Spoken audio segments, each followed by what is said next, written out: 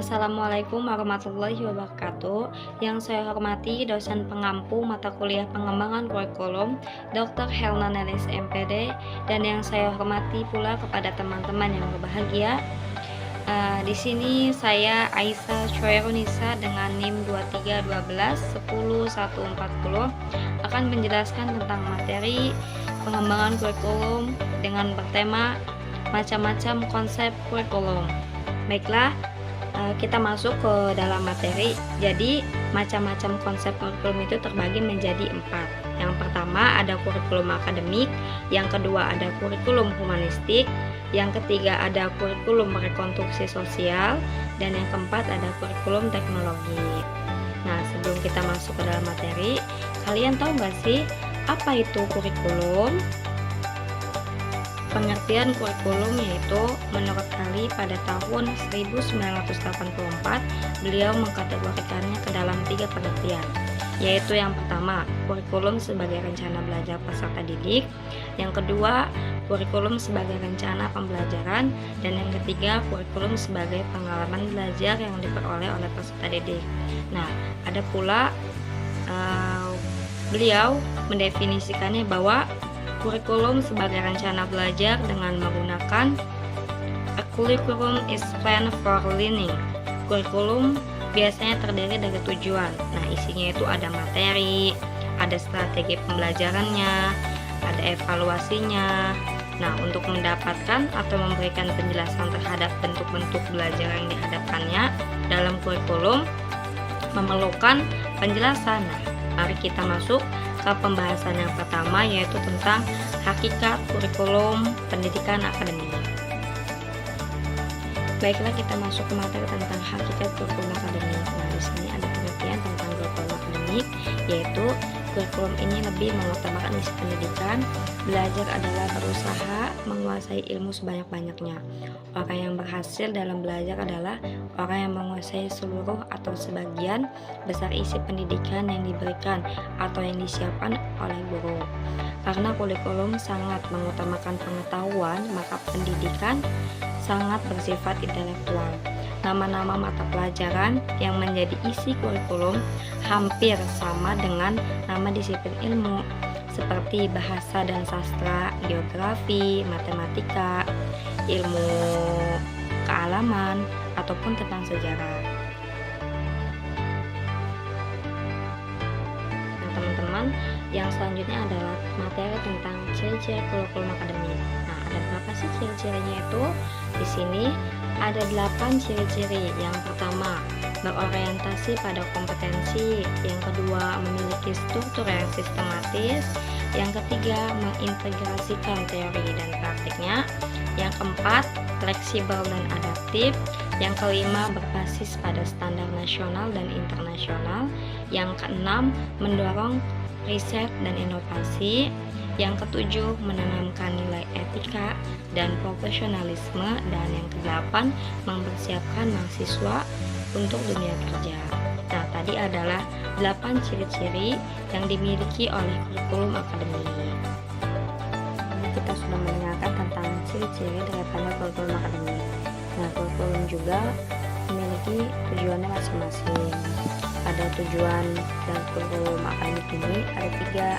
Yang pertama, mencapai kompetensi lulusan yang berkualitas, memastikan mahasiswanya memiliki pengetahuan teoretis dan keterampilan praktis yang sesuai dengan bidang studinya. Dan yang kedua, menyesuaikan dengan perkembangan ilmu dan teknologi. Dan yang ketiga, menghasilkan lulusan yang siap bersaing di dunia kerja dan menanamkan keterampilan kerja, yaitu job skill, itu perlu dan sangat dibutuhkan oleh dunia industri. Nah, oleh karena itu kita sebagai mahasiswa juga bukan hanya mahasiswa saja, melainkan siswa yang lain pun perlu memiliki skill untuk bekerja di bidang industrinya nanti. Teman nih, tadi kan kita sudah mendengarkan tentang pengertian, ciri-ciri, tujuan. Nah, di sini juga ada manfaat tentang kurikulum akademik. Kurikulum akademik itu memiliki manfaat yang sangat luas. Nah, di sini ada 3 manfaat. Yang pertama, Manfaat bagi mahasiswa yaitu untuk mengetahui jalur pendidikan atau pembelajaran yang terarah. Kurikulum juga membantu mahasiswanya memahami mata kuliah atau konsep mata kuliah yang ditempuh dan bagaimana alur studi yang sedang diambilnya. Dan yang kedua, ada manfaat bagi perguruan tinggi, meningkatkan kualitas pendidikan kurikulum yang dirancang dengan baik dengan memastikan lulusan memiliki kompetensi yang diakui dan sesuai dengan standar nasional maupun internasionalnya. Dan yang ketiga, ada manfaat bagi dunia industri dan juga masyarakat. Nah, di sini tuh kita perlu menyediakan tenaga kerja yang berkualitas, yang memiliki skill yang bagus gitu tuh, yang paham akan dunia industri itu bagaimana. Nah, dengan adanya kurikulum akademik, memastikan lulusan memiliki keterampilan yang dibutuhkan oleh industri sehingga mereka dapat langsung bekerja tanpa perlu banyak pelatihan dan juga tambahan. Nah, itu adalah manfaat dari kurikulum akademik. Nah, teman-teman, setiap kurikulum itu pasti memiliki contohnya. Nah, adapun contoh dari kurikulum akademik yaitu kurikulum pendidikan dasar dan menengah seperti SD, SMP, SMA ataupun SMK. Kurikulum yang ditetapkan juga biasanya mengikuti standar nasional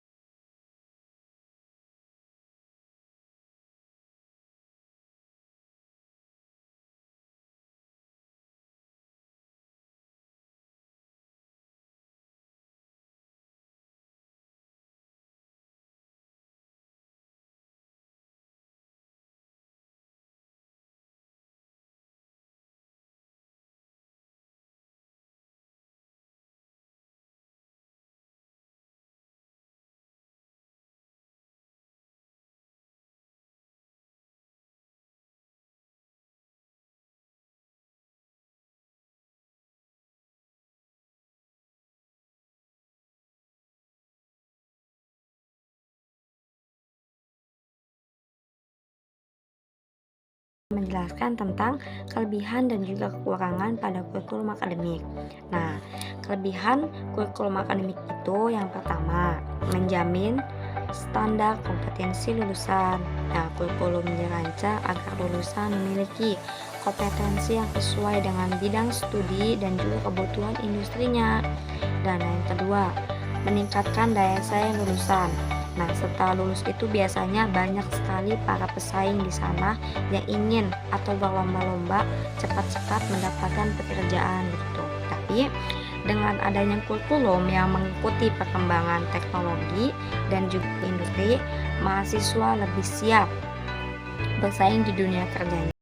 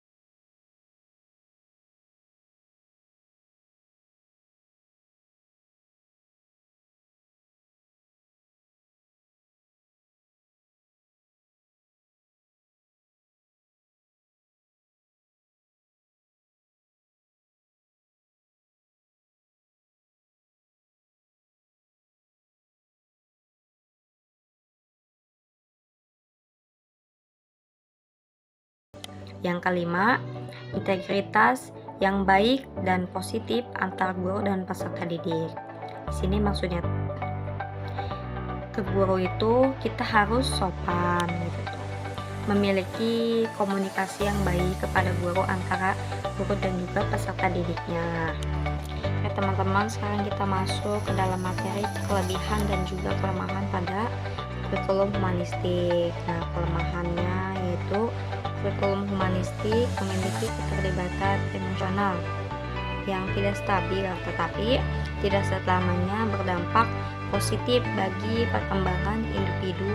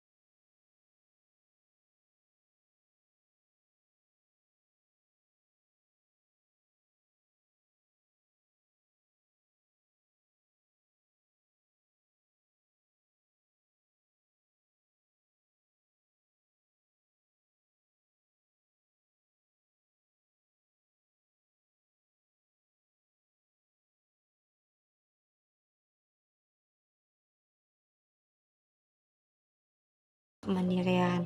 Keempat, belajar melalui pengalaman dan juga keterlibatan. Dan yang kelima, demokrasi dan juga keadilan dalam pendidikan. Nah, tadi kita sudah membahas atau sudah menjelaskan tentang prinsip-prinsip yang ada pada kurikulum rekonstruksi sosial kan. Nah, sekarang kita masuk ke pembahasan selanjutnya mengenai tentang kelebihan dan juga kekurangan yang dimiliki oleh kurikulum rekonstruksi sosial ya. Nah, kelebihannya itu di sini yang pertama, membantu siswa yang kritis dan juga peduli akan sosial. Kedua, pembelajaran yang kontekstual dan juga relevan. Yang ketiga, mengembangkan keterampilan. Dan yang keempat, meningkatkan partisipasi dan tanggung jawab.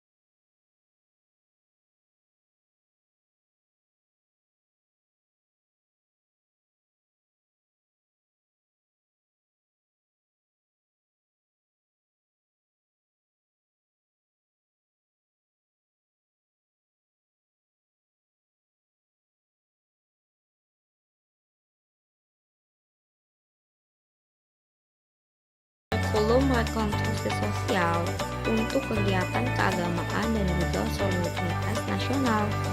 Kurikulum ini untuk mengatasi masalah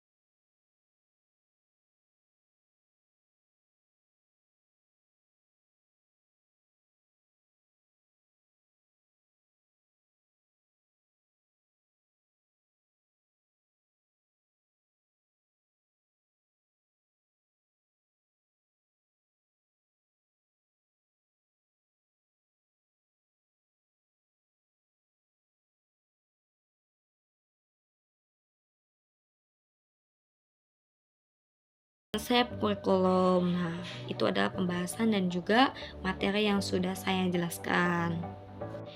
Nah, baiklah teman-teman, materinya sudah saya jelaskan dan juga sudah banyak di situ ada pengertian, ada contoh, ruang lingkup, kekurangan dan juga kelebihan pada masing-masing kurikulum. Karena di sini ada 4 kurikulum, yaitu kurikulum akademik, kurikulum humanistik, kurikulum rekonstruksi sosial, dan yang terakhir tadi kurikulum teknologi.